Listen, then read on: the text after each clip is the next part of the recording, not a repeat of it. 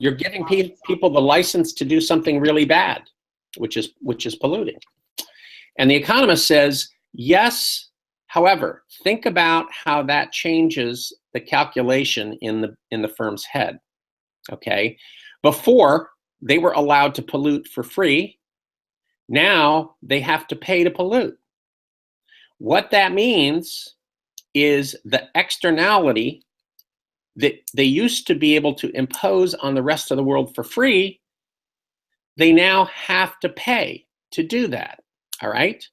Now, what that does to their calculation is they can no longer ignore the pollution that they're doing because they know that they have to pay the fee.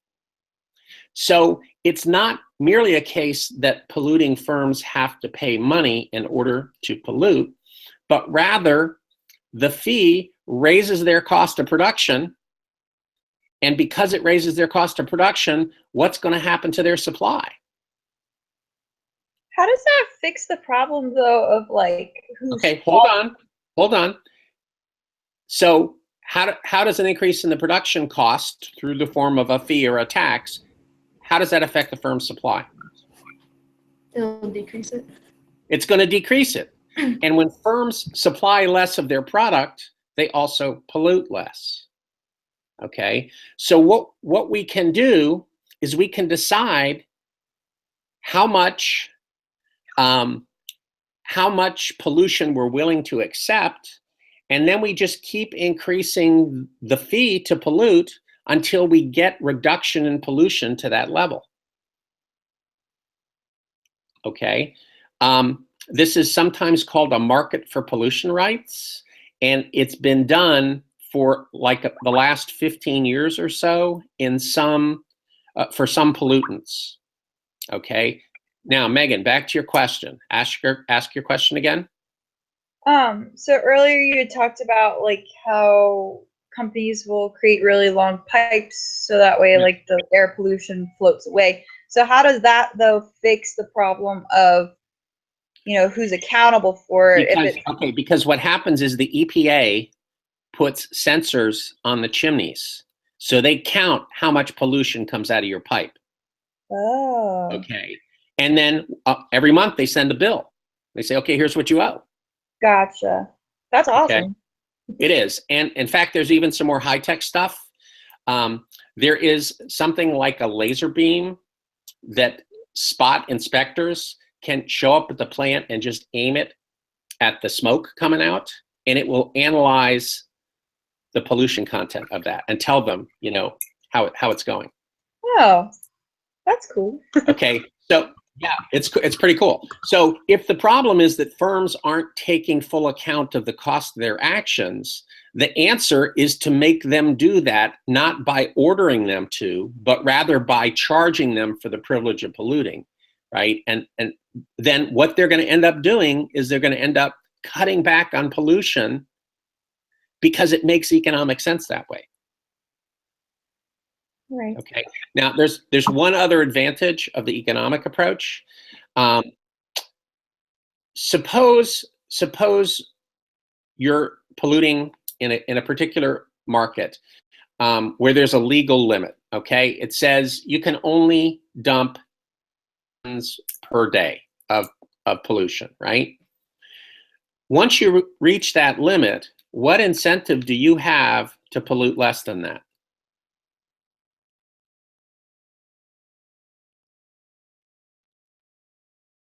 Right answer. The answer is you don't. Once you reach the limit, you're done, right? Yeah. What it also means is that if different firms are able to reduce pollution more easily than others, then it's going to end up costing a lot more in order to reach the goal of pollution reduction. Okay, because the limit, the quantity approach doesn't differentiate between firms that can more easily reduce pollution and firms that can't more easily reduce pollution. Okay, with the fee approach, firms always have an incentive to find ways to reduce their pollution, because for every ton that they cut back on the pollution, they gain the fee back, right? So there's always an incentive to do better than you're currently doing if you can find a way to do that.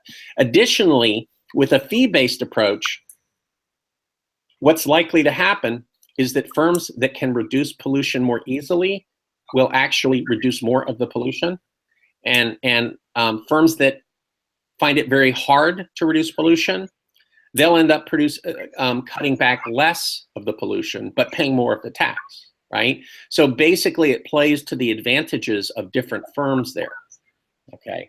And again, the basic idea is to kind of use the principles of economics to get polluters to do what you want them to do in a way that is less authoritarian, is just saying, no, you can't do that. So, like after a while, does it start to become in a way like a fixed cost? Because, you know, like in a way it's kind of like rent, like, you know, you're going to pollute because you have to produce the product. So let's just set aside $1,000 a month to do this. Well, on how much you pollute, see, it's not just a fixed fee, it's a fixed fee per amount of pollution.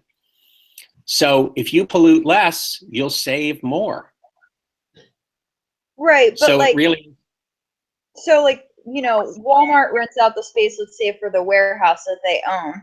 They're not gonna change that warehouse. They're not gonna like move warehouses, even if like one potentially is cheaper. So if they know that they have to produce a certain amount and it's gonna pollute a certain amount, I feel like there's like eventually a flat level, if that makes sense. yeah, I understand what you're saying, but excuse me one second. Nobody should be calling me right now. Okay.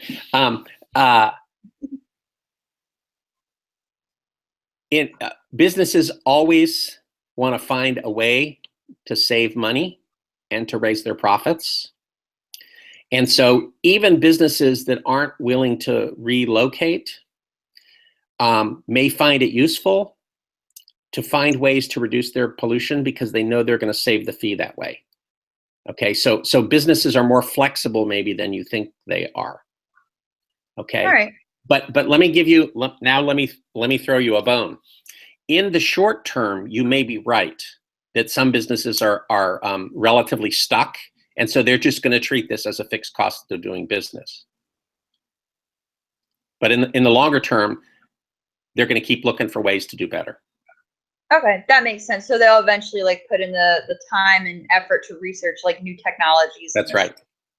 Okay. And you know, there are inventors out there that say, hey, you know, if we can find a better way to clean up sulfur dioxide, then we can sell that to businesses, and they'll be willing to pay us money for it, right? So the system is bigger than just the company, the one polluter there.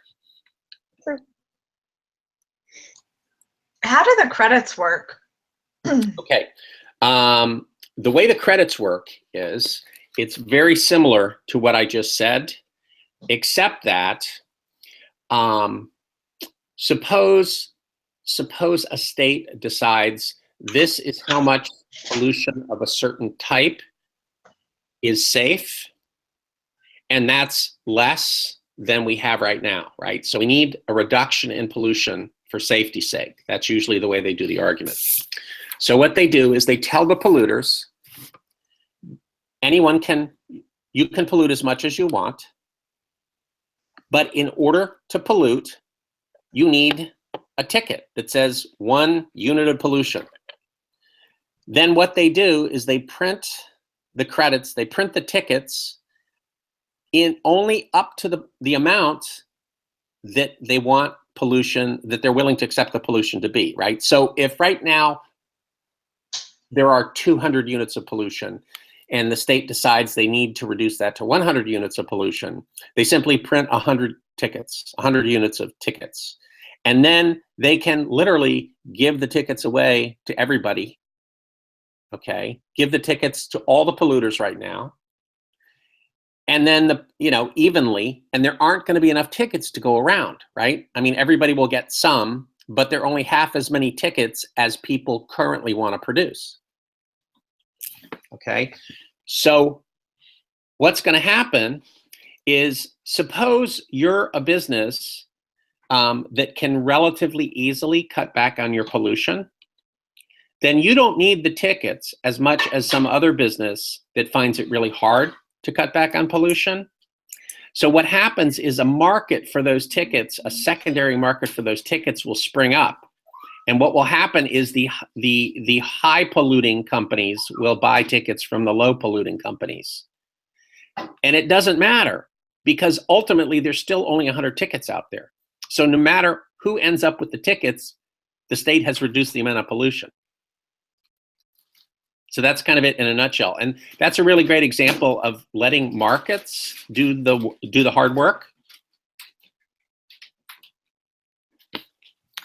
I thought it was kind of like that was a way better explanation than I was getting from the reading, because I thought I couldn't understand. I thought if it was like if you have like solar panel electricity and like Yeah. you sell your electricity back to the grid, but I didn't get how that was working with the tickets. Right. Yeah, that's a more convoluted argument. Little known fact, I got my job at Mary Washington to teach environmental economics. All right. That's cool. Yeah, so I used Go to. Earth Day. Yes, Coming exactly. up. Tomorrow, right? No, the 22nd. Yep. And I have an Earth Day t-shirt that I always used to wear to class. Nice. Is the 22nd a Wednesday by chance? It is a Saturday. Oh, well, so then I guess you won't see the my Scientist March t-shirt on when you hang out. Washington. Yep. Yeah. All right. Anybody have questions?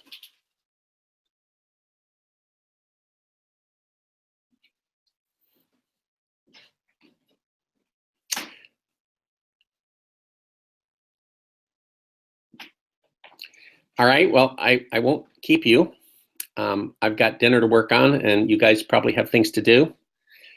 And I'll see you next week. And don't forget to email me when you want to take the final. Thank you, sir. Bye. Bye-bye.